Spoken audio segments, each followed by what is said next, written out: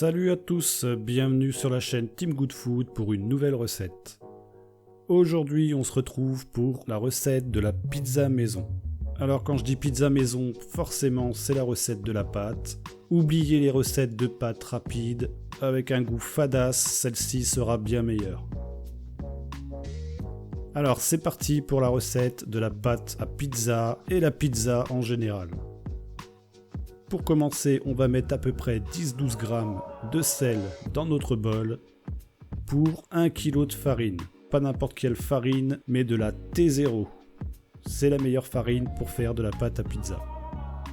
Une fois fait, vous rajoutez 10 grammes de levure sèche ou 20 grammes de fraîche.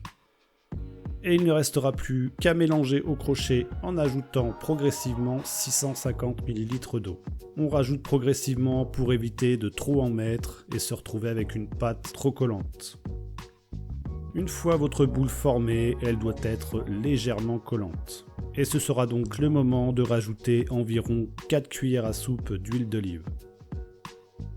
On remélange le tout, histoire de bien incorporer l'huile à la pâte.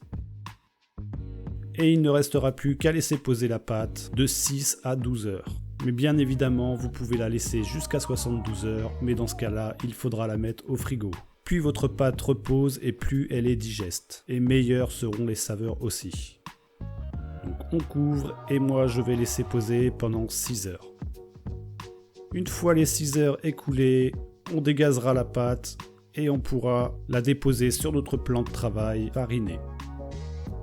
Et là, on pourra réaliser quelques rabats, c'est-à-dire qu'on prend un côté de la pâte pour la replier sur elle-même. En faisant ça, on emprisonne de l'air dans la pâte et la pousse sera meilleure. Une fois fait, on divise notre pâte en pâtons. Alors moi, j'ai choisi de faire 4 grosses pizzas, mais bien évidemment, vous pouvez en faire 6 de taille normale. On boule nos pâtons.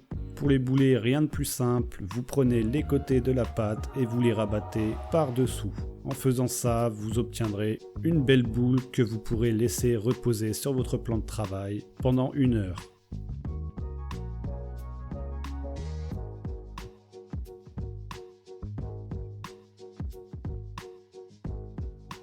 Une fois cette heure passée, vous pourrez commencer à façonner vos pizzas et pour ça, rien n'est meilleur que de façonner à la main.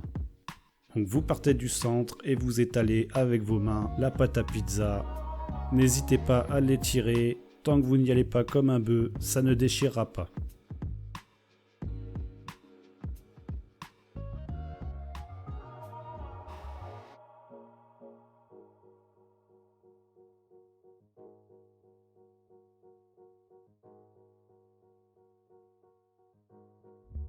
Une fois fait, on met notre pâte sur une plaque de pizza. Et là, les ingrédients, c'est selon vos goûts. Mais celle que je vais vous montrer, ce sera sur une base de sauce tomate.